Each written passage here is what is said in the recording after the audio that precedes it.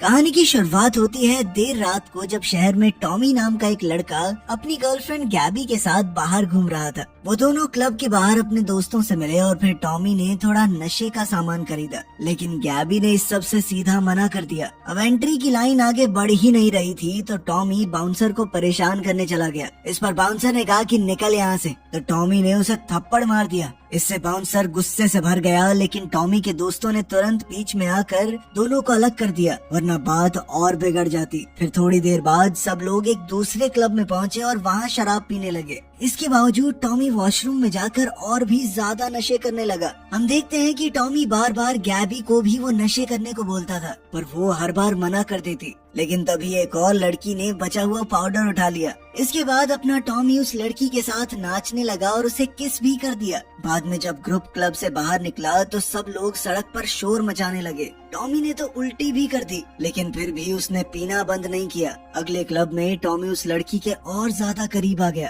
गैबी ने जैसे ही देखा तो वो तुरंत उस लड़की के बालों को पकड़कर खींचने लगी। इधर टॉमी उसकी जलन देखकर काफी खुश हुआ। खैर, पार्टी खत्म होने के बाद गैबी ने कहा कि बाकी सबके साथ टैक्सी में बैठ जाओ, लेकिन टॉमी ने कहा तू जा यहाँ से, मैं अपने आप चला जाऊंगा घर। चलते चलते उसने एक बस स्टॉप के अंदर पेशाब भी कर दिया और नशा किया। फिर एक और क्लब में गया और वॉशरूम में अकेला गंदी हरकतें करने लगा। फिर वो इस बुरी हालत में सड़कों पर भटक रहा था। फिर एक गाड़ी अचानक उसके पीछे रुकी और ड्राइवर ने बाहर निकलकर उसे पकड़ लिया।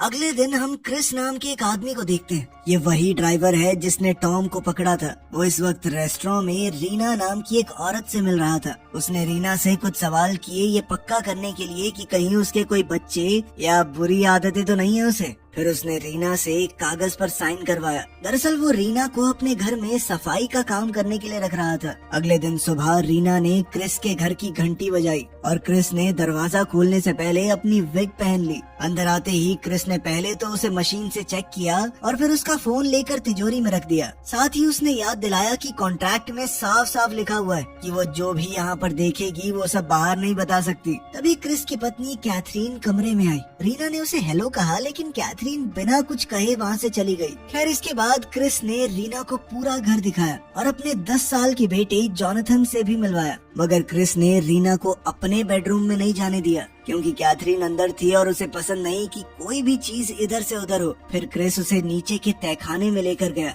जहाँ रीना एकदम से डर गई। असल में टॉमी वहाँ जंजीर से बंधा हुआ था। वो जमीन पर पतले से गद्दे पे सो रहा था और आसपास जंगल की आवाजें चल रही थी। ये सब देखकर डरी हुई रीना ने वहाँ से निकलने की कोशिश की, लेकिन क्रिस ने उसे समझाया कि टॉमी बस बीमार है, हमारा बड़ा बेटा है, वो हम उसे ठीक करने की कोशिश कर रहे हैं। क्रिस ने ये भी बताया कि मैंने तुम्हारे बारे में सब कुछ पता कर लिया है, और उसे ये भी मालूम था कि रीना का वीजा यहाँ पर खत्म हो चुका है। क्रिस ने वादा किया कि हमें इस बात से कोई दिक्कत नहीं है और मेरे कुछ दोस्त हैं वीजा ऑफिस में, मैं तुम्हारा काम करवा सकता हूँ। ये सुनकर रीना रुकने के लिए मान गई। इसके बाद क्रिस ने उसे सफाई का सामान दिखाया और कहा कि बाहर से कुछ लाने की इजाजत नहीं है। क्रिस ने उसे बताया कि तहखाने की सफाई करते हुए टॉमी की किसी बात पर विश्वास मत करना, वो बेचारा ठीक नहीं है, कुछ भी बोल सकता है। अगर कभी खतरा महसूस हो तो क्रिस ने उसे एक टेजर भी दिया ताकि बिजली का झटका दे कि वो टॉमी को कंट्रोल कर पाए। खैर, जब टॉमी होश में आया तो उसने रीना को देखा और बेचैन होकर मदद मांगी, लेकिन रीना ने उसे नजरअंदाज कर दिया और सीधा ऊपर भाग गई। बाद में क्रिस ने उसे तसल्ली दी कि वो ज्यादा दिनों तक टॉमी को नीचे नहीं रखेंगे, बस थोड़े टाइम में वो ठीक हो जाएगा, फिर ले आएंगे ऊपर। अब रीना ने काम जारी रखने के लिए हाँ कर दी, जिसका मतलब था कि वो हर हफ्ते 2 दिन आएगी। फिर शाम को क्रिस टॉमी के लिए खाना लेकर आया, लेकिन टॉमी ने उसे जमीन पर फेंक दिया और उसे धमकाने लगा। जैसे ही टॉमी ने उस तक पहुंचने की कोशिश की, क्रिस पीछे हट गया। टॉमी जंजीर को इतनी जोर से खींच रहा था कि उसका दम घुटने लगा। अब उसे वापस बिस्तर पर लेटाने के बाद क्रिस अपने परिवार के साथ रात का खाना खाने चला गया। तब जॉनथन ने पूछा कि क्या टॉमी को खाना पसंद आया, तो क्रिस ने ऐसे ही हाँ कह दिया। फिर कैथरीन पूछने लगी कि नीचे से इतनी जोर जोर से आवाज क्यों आ रही थी, लेकिन क्रिस ने उसे भरोसा दिलाया कि सब कुछ कंट्रोल में है। अगले दिन तहखाने में क्रिस ने टॉमी की एक वीडियो चलाई जो उसने इंस्टाग्राम से ली थी। उसमें टॉमी ने नशे में तेज गाड़ी चलाकर एक्सीडेंट कर दिया था, लेकिन उसे देखकर टॉमी खुश होने लगा। तब क्रिस ने उसके किए हुए कुछ जुर्म गिनवाए, लेकिन टॉमी को कोई फर्क नहीं पड़ा, बस हंसता रहा। फिर टीवी पर क्रिस और जॉनथन का एक वीडियो चला जिसमें वो ड्रिंक एंड ड्राइव की वजह से होने वाले हादसों के बारे में बात कर रहे थे, लेकिन टॉमी के हिसाब से उसने कोई गलती की ही नहीं थी। वो इस वीडियो को भी सीरियस नहीं ले रहा था। खैर फिर दोपहर में टॉमी लगातार जंजीर तोड़ने की कोशिश करता रहा, लेकिन कुछ हासिल नहीं हुआ। वहीं टीवी पर एक वीडियो चल रही थी जो अपने गुस्से को काबू करने के तरीके सिखा रही थी। यहाँ से भाग निकलने की जद्दोजहद में टॉमी ने गलती से टेबल को लात मार दी और उसका पेशाब से भरा हुआ बर्तन उसके ऊपर गिर गया। इसी बीच क्रिस ने कैथरीन को नीचे आने के लिए मना लिया। तब दोनों ने टॉमी को बिस्तर पर लिपटा हुआ देखा और क्रिस उसके पास जाकर पूछने लगा कि ये गंदगी क्यों फैलाई है। तभी अचानक टॉमी ने अपनी गीली पैंट कैथरीन के मुंह पर फेंक कर मारी और क्रिस पर झपट कर जंजीर से उसका गला दबाने लगा। क्रिस ने उसी वक्त कैथरीन को ऊपर जाने को कहा और जैसे ही वो नजर से दूर हुई उसने टॉमी को पीट कर काबू में कर लिया। बाद में क्रिस ने कैथरीन से माफी मांगी और उसके नहाने के लिए पानी गर्म कर दिया। जब वो नीचे आया तो जॉनथन ने पूछा कि क्या वो चार्ली की कॉमिक्स को पढ़ सकता है। अभी तक ये चार्ली है कौन इस बारे में बिल्कुल पता नहीं चला। हो सकता है इनका कोई बड़ा बेटा हो या फिर किराएदार। खैर क्रिस ने इस बारे में हाँ कह दिया, लेकिन उसने ये भी कहा कि ये बात तुम्हारी माँ को ना पता चले। फिर क्रिस एक सूटकेस लेकर तहखाने में वापस गया और कहा कि टॉमी को कैथरीन से माफी मांगनी चाहिए, लेकिन टॉमी ने कहा कि गलती तुम लोगों की है, जबरदस्ती मुझे पकड़ के रखा हुआ है यहाँ पे, जब छूट गया ना तो बहुत बढ़िया बदला लूंगा तुमसे। इस पर क्रिस ने अपना चश्मा उतारा और सूटकेस खोला जिसमें कई हथियार रखे थे। सबसे पहले उसने टॉमी के चेहरे पर मिर्चों वाला स्प्रे मार दिया और डंडे से उसे मारते हुए बार बार कहता रहा कि बदमाश लड़के, सुधरेगा नहीं तू, हाँ सुधरेगा नहीं। बाद में जॉनथन ने पूछा कि क्या वो टॉमी के साथ वक्त बिता सकता है। इस पर क्रिस ने कहा कि हाँ अच्छा आइडिया है, लेकिन टॉमी अभी भी तैयार नहीं है। फिर अगले दिन रीना वापस आई और तहखाने की सफाई करने लगी। टॉमी ने कहा कि तुम्हें शर्म नहीं आती, कोई बंधा हुआ है यहाँ पे, मुझे इग्नोर कर रही हो तुम। लेकिन रीना ने कहा कि मैं कुछ नहीं कर सकती। उसके बोलने के तरीके से टॉमी को पता लग गया कि वो किसी दूसरे देश से आई है और वो उसके बारे में अनशंट बातें कहने लगा जब तक वो रो नहीं पड़ी। तभी क्रिस वहाँ आया और ये सब देखकर उसने टॉमी से कहा कि माफी मांगो। टॉमी ने मना कर दिया और क्रिस के बारे में भी आलतू फालतू बोलने लगा, लेकिन जैसे ही क्रिस उसके पास आया तो वो डर गया। उसने रीना से माफी भी मांगी और कहा कि मैं ऐसा दोबारा नहीं करूंगा। फिर जैसे ही रीना चली गई, क्रिस ने टॉमी को दवा दी और कहा कि तुम्हारे लिए एक सरप्राइज है। जब उसने उसका हाथ छूने की कोशिश की तो टॉमी ने उसे झटक दिया। तब क्रिस ने कसम खाकर कहा कि हम लोग कोई साइको परिवार नहीं है, जो हो रहा है तेरी भलाई के लिए हो रहा है। कुछ ही देर में टॉमी को ड्राइंग रूम की छत से जंजीर से बांध दिया गया और जॉनथन ने उसे पॉपकॉर्न का बाउल देकर कहा कि सब मिलकर आज फिल्म देखेंगे। फिर जॉनथन ने चार्ली की पसंद की एक मूवी लगाई। जब कैथरीन ने अपने कमरे से आवाज सुनी तो उसने भी नीचे आकर परिवार के साथ बैठने का फैसला किया। फिल्म का एंड बहुत इमोशनल था और टॉमी की आंखों में भी आंसू आ गए, लेकिन वो अपना ये चेहरा बाकी सबको नहीं दिखाना चाहता था। उसने कहा कि मुझे वापस नीचे तहखाने में जाना है। फिर बाद में बिस्तर पर कैथरीन ने जॉनथन से कहा कि इस फिल्म ने मुझे चार्ली की याद दिला दी और बताया कि मैंने कल रात को इस बारे में सपना भी देखा था। ये कहते हुए उसकी आंखों में आंसू आ गए। इस दौरान तहखाने में टीवी पर एक वीडियो चल रही थी जो बच्चों को समझा रही थी कि गैर कानूनी नशा करना बुरी बात होती है। टॉमी ने पूरी ताकत से अपना शरीर खींचकर टीवी बंद करने की कोशिश की, लेकिन वो ऐसा कर नहीं पाया। फिर उसने जंजीर को दीवार से निकालने की कोशिश की, पर वो भी बेकार हो गई। उस वीडियो में आदमी कह रहा था कि बदलाव का राज पुरानी चीजों से लड़ने में नहीं, बल्कि नई चीजों को अपनाने में होता है। और ये बात सुनकर टॉमी के दिमाग में एक प्लान चलने लगा। फिर अगले दिन टॉमी ने कैथरीन से माफी मांगी। उसने लंबे लंबे लफ्जों में कहा कि मैं अपने किए पर बहुत शर्मिंदा हूँ। उसने ये भी वादा किया कि वो दोबारा ऐसा नहीं करेगा। फिर थोड़ी झिझक के बाद कैथरीन ने उसकी माफी मान ली और क्रिस ने भी कहा कि मुझे तुम्हारे ऊपर गर्व है। फिर क्रिस ने एक और वीडियो चलाया और कैथरीन टॉमी के लिए चश्मा ले आई। पहले तो टॉमी ने मना किया कि मुझे इसकी जरूरत नहीं है, लेकिन जैसे ही उसने चश्मा पहना वो हैरान रह गया। सब कुछ बहुत साफ दिख रहा था। अब नए वीडियो में सड़कों पर टॉमी के किए हुए हंगामे और तबाही की वीडियोस दिखाई गई। तब टॉमी को बहुत गुस्सा आ रहा था कि ये सब क्यों दिखा रहे हो मुझे। वो झूठ कहने लगा कि मैं अरेस्ट हो गया था, हर 5 दिन में मुझे हाजिरी लगा के आनी पड़ती है, अब मैं जाऊंगा नहीं तो पुलिस वाले ढूंढेंगे मुझे। लेकिन क्रिस ने कहा कि मैंने तुम्हारा पूरा रिकॉर्ड निकाल रखा है मुझे पता है कि कोई ऑफिसर तुम्हें ढूंढने नहीं आएगा। न जाने कैसे टॉमी अपने इन सभी जुर्मों के बाद भी कभी पकड़ा नहीं गया। खैर बाद में क्रिस ने जंजीर थोड़ी लंबी कर दी ताकि टॉमी बाथरूम तक जा सके। इस चीज का फायदा उठाकर टॉमी ने स्टीरियो को भी बंद कर दिया क्योंकि उसे जंगल की आवाजें अब और नहीं सुननी थी।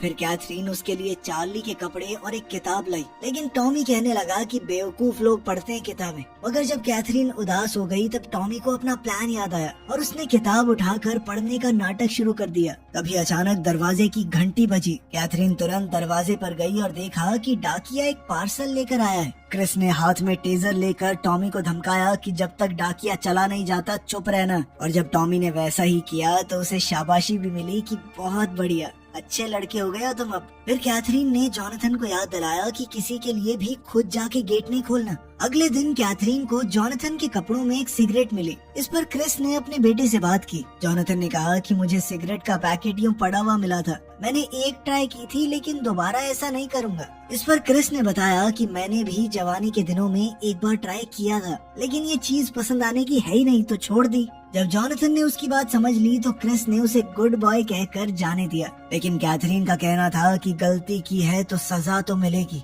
इसीलिए उसने जॉनथन को एक और सिगरेट पीने पर मजबूर किया। बेचारा जॉनथन जबरदस्ती सिगरेट पीते हुए लगातार खांसता रहा। उसका गला जलने लगा, लेकिन कैथरीन का कहना था कि एक बार जलेगा ना फिर दोबारा नहीं पिएगा तू। सिगरेट खत्म होने के बाद कैथरीन ने अपने बेटे को याद दिलाया कि मैं तुमसे बहुत प्यार करती हूँ और अब इस गलत चीज को कभी मत छूना।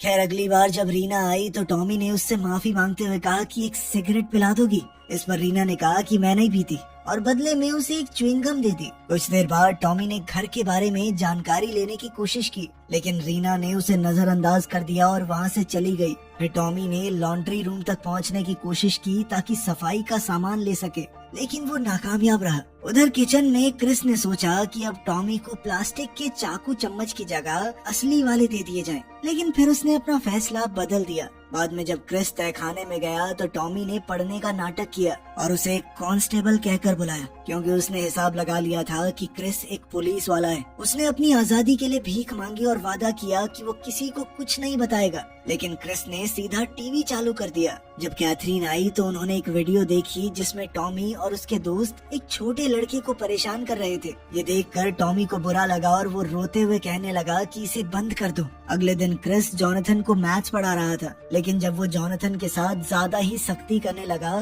तो कैथरीन बीच में आ गई और कहा कि मैं पढ़ा लूंगी इसे। अब अपना टेजर उठाकर क्रिस तहखाने में गया बर्तन उठाने के लिए, और तब हम देखते हैं कि वो स्टील के चाकू चम्मच इस्तेमाल कर रहा था। अब बेसमेंट में बोर हो रहे टॉमी ने सच में पढ़ना शुरू कर दिया था, और अब उसे दिक्कत ये हो रही थी कि किताब में जो मुश्किल वर्ड थे वो उसे समझ नहीं आ रहे थे। जब क्रिस ने उसकी मदद की तो टॉमी के दिमाग में एक आइडिया आया। उसने कहा कि अगर मैं किताब खत्म कर दूं तो मुझे फुटबॉल की दुनिया में आजकल क्या चल रहा है बताओगे? इस पर क्रिस ने कहा कि हर एक किताब खत्म करने के बदले में तुम्हें एक नॉन अल्कोहलिक बियर दी जाएगी। ये सुनकर टॉमी थोड़ा खुश हो गया। फिर उस रात क्रिस ने कैथरीन को बाहर देखा और तुरंत उसके पास गया। वहाँ कैथरीन ने उससे कहा कि अब वक्त आ गया है। फिर अगली सुबह हम देखते हैं कि टॉमी पढ़ते हुए एक्सरसाइज कर रहा था। तभी पूरा परिवार केक लेकर तहखाने में आया और हैप्पी बर्थडे गाने लगा। टॉमी ने कैंडल्स बुझाई और केक का टुकड़ा खाया। तब कैथरीन ने बताया कि ये केक जॉनथन ने बनाया है। साथ ही उन्होंने ये भी बताया कि तुम्हें एक गिफ्ट मिलेगा, लेकिन उससे पहले क्रिस ने टॉमी को कुछ देर के लिए सुला दिया। जब टॉमी की आंख खुली तो वो एक बेहद खुले मैदान में थे। वो अभी भी जंजीर से बंधा हुआ था, लेकिन उसने नए कपड़े पहने हुए थे। पूरा परिवार उसकी बर्थडे पिकनिक मना रहा था और आज वो भी उनके साथ आराम से बैठा था। खाना खाते हुए भी वो कैथरीन से किताब के बारे में बात कर रहा था। तभी उसकी नजर बार बार चाकू पर जा रही थी, लेकिन फिर उसने जॉनथन के साथ थोड़ा टेनिस खेलकर अपना मन भटकाया ताकि उसे चुराने के मन को दबा सके। फिर पिकनिक के एंड पर उन्होंने उसे फिर से सुला दिया और वापस ले आए। अगली बार जब टॉमी उठा तो उसने देखा कि वो ऊपर एक छोटे कमरे में जंजीर से बंधा हुआ है। वहाँ एक टेबल था जिसमें किसी ने कुछ शब्द कुरेदे हुए थे। तब क्रिस ने उसे छत पर लगाई गई रेलिंग दिखाई जिससे जंजीर जुड़ी हुई थी। अब टॉमी घर के कई हिस्सों तक जा सकता था। बाद में कैथरीन ने उसे अपनी खास घंटी भी दी और कहा कि ये उसके भरोसे की निशानी है। फिर कुछ दिन बाद क्रिस ने रेलिंग और बढ़ा दी और अब टॉमी नीचे भी जा सकता था, लेकिन ऊपर एक ताला लगाया गया था ताकि कंट्रोल क्रिस के पास रहे। अब टॉमी ने उनका शुक्रिया अदा किया और खुशी में रेलिंग के साथ कुछ करतब दिखाए। दोपहर में टॉमी ने जॉनथन से पूछा कि इस कमरे में मुझसे पहले कौन रहता था, लेकिन जॉनथन जवाब देता उससे पहले ही क्रिस ने उसे बुला लिया। इसी दौरान हम देखते हैं कि शहर में एक गाड़ी में बैठे कुछ अजीब लोग रीना का पीछा कर रहे थे। फिर जब रीना सफाई के लिए क्रिस के घर आई तो टॉमी ने देखा कि वो उदास लग रही है। टॉमी ने कहा कि अगर कोई परेशान करे ना तो बता देना, पीट पीट के हड्डी पसली एक कर दूंगा मैं। फिर उसने रीना से ताले का पासवर्ड मांगा, लेकिन रीना ने कहा कि मुझे नहीं पता। बाद में टॉमी ने देखा कि कैथरीन बगीचे में बड़ी उदास सी खड़ी थी, जिसके बाद टॉमी ने क्रिस से पूछा कि आप दोनों के बीच में अभी भी प्यार है क्या, लेकिन क्रिस ने तुरंत बात बदल दी। फिर शाम को 6 बजे कैथरीन ने देखा कि रीना अभी भी घर में है, जबकि उसका काम खत्म हो चुका था। तब रीना ने बताया कि कोई मेरा पीछा कर रहा है, मुझे लगता है जो आदमी मुझे यहाँ लेकर आया था उसने मुझे दोबारा ढूंढ लिया है। ये सुनते ही कैथरीन ने कहा कि कोई बात नहीं, तुम जब तक चाहो यहाँ रुक सकती हो। ये सुनकर रीना बहुत खुश हुई और कुछ देर बाद नहाने चली गई। जब वो बाथरूम से बाहर आई तो टॉमी ने उससे फ्लर्ट किया। खैर रात को टॉमी से बात करते हुए क्रिस मान गया। उसने कहा कि कैथरीन और उसका रिश्ता काफी ठंडा पड़ गया है और उन दोनों के बीच के प्यार को बढ़ाने के लिए उसे टॉमी और रीना की मदद चाहिए होगी। कुछ देर बाद टॉमी और कैथरीन अपनी पढ़ी हुई किताबों पर बात करने लगे। तब कैथरीन ने कहा कि नशा सिर्फ जिंदगी से भागने का तरीका है, लेकिन टॉमी कहने लगा कि कुछ लोगों की जिंदगी ही बेकार होती है, इसीलिए नशे का सहारा लेते हैं वो। इसके बाद शाम को जब कैथरीन नीचे आई तो उसने देखा कि क्रिस ने बगीचे में एक रोमांटिक डिनर तैयार किया था। रीना वेट्रेस बनी थी और जॉनथन म्यूजिक चला रहा था, जिसके बाद दोनों ने थोड़ा डांस भी किया। उन्हें खुश देखकर टॉमी की आंखों में खुशी के आंसू आ गए। इसी बीच जब रीना अंदर आई तो टॉमी ने उसे मदद के लिए कहा और चाकू मांगा, मगर रीना ने बस किचन का ड्रॉर खोल दिया और चली गई, लेकिन जंजीर छोटी पड़ गई। फिर उसने अपने पैरों की मदद से ड्रॉर को थोड़ा और खोला और एक पैना हथियार चुरा लिया, जिसे उसने पास के एक गमले में छुपा दिया। फिर रात को क्रिस टॉमी के लिए कुकीज लेकर आया और उसे शुक्रिया कहा क्योंकि उसने कई सालों बाद कैथरीन को इतना खुश देखा था। तब टॉमी ने पूछा कि तुमने मुझे ही क्यों चुना, और मुझसे पहले भी कोई बंधा हुआ था ना उस कमरे में। मगर क्रिस ने इस बात को ज्यादा तवज्जो नहीं दी और वहाँ से चला गया। मगर जब अगली सुबह क्रिस काम पर गया तो उसने पास में खड़ी एक गाड़ी नहीं देखी। इसी दौरान कुछ आदमी गेट बंद होने से पहले ही अंदर घुस आए और बगीचे में मौजूद औरतों तक पहुंच गए। जैसे ही वो किसी दूसरी भाषा में बात करने लगे, कैथरीन और रीना डर के मारे घर के अंदर भागी, लेकिन वो आदमी उनके पीछे पीछे आ गए। तब रीना रोते हुए बोली कि ये लोग उसके परिवार वाले हैं और उसे इनके साथ जाना पड़ेगा। तब टॉमी ने उसे रुकने को कहा तो रीना उसके पास आई और कान में धीरे से ताले का पासवर्ड बता दिया। जब वो आदमी रीना को खींचने लगे तो टॉमी ने उन पर हमला कर दिया, लेकिन वो लोग ज्यादा थे, उसे आसानी से पकड़कर मारने लगे। जब तक क्रिस वापस आया वो आदमी रीना को लेकर जा चुके थे।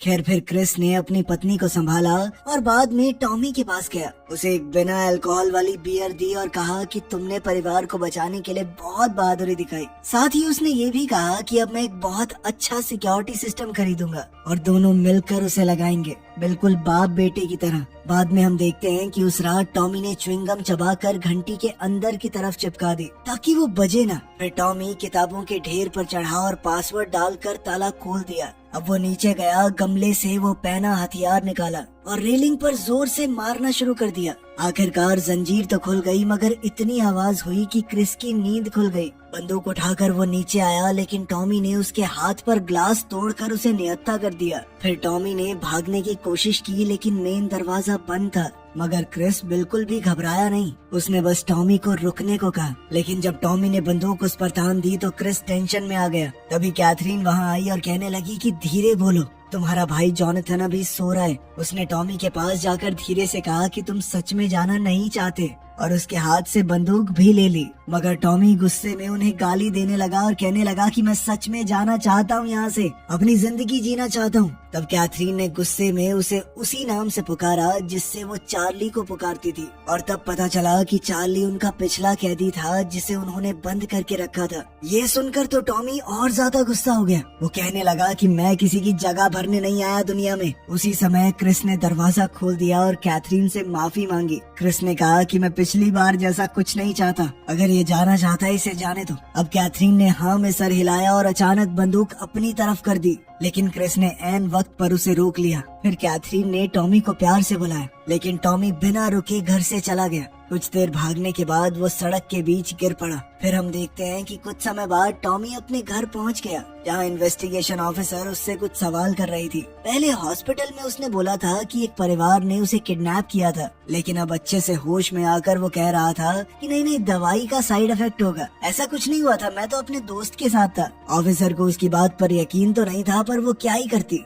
उसे बात माननी पड़ी। खैर फिर टॉमी को पता चला कि उसके गायब होने पर उसकी माँ ने पुलिस को रिपोर्ट तक नहीं की, बल्कि वो तो गैबी थी जिसने पुलिस को आगाह किया। ये सुनकर वो पूरी तरह टूट गया। उस रात टॉमी गैबी को ढूंढने क्लब गया, लेकिन वहाँ जाकर उसने देखा कि गैबी को भी अब नशे की लत लग चुकी है। अब वो धीरे से उसके पास गया तो गैबी ने उसे पकड़ लिया, और तब टॉमी समझ गया कि अब उसे एक मुश्किल फैसला लेना पड़ेगा। फिर अगली सुबह टॉमी ने अपना सामान पैक किया और बिना अपनी माँ से बात किए घर से निकल गया। फिर वो गैबी से मिला और दोनों गाड़ी में बैठकर निकल गए। घंटों तक ड्राइव करने के बाद वो गांव के इलाके में पहुंचे। वहां टॉमी ने गैबी से कहा कि मुझ पर भरोसा करती हो ना। इतना कहकर उसने गैबी को गहरी नींद में सुला दिया। इसके बाद उसने गाड़ी पर पेट्रोल डालकर आग लगा दी और बेहोश गैबी को उठाकर क्रिस के घर तक ले आया। फिर उसने वो खास घंटी बजाई और गेट खुद ब खुद खुल गया। टॉमी को इस बात का यकीन हो गया था कि ये लोग चाहे मेरे लिए अनजान हो, लेकिन कम से कम अपने बेटे की तरह इन्हें परवाह तो है मेरी। उसने ठान लिया था कि अब वो गैबी के साथ यहीं रहेगा। वीडियो पसंद आई तो लाइक कर देना, चैनल को सब्सक्राइब कर लेना। मिलते हैं अगली वीडियो में। तो तुम मेरी वीडियो अमर कर दो। 1 मिलियन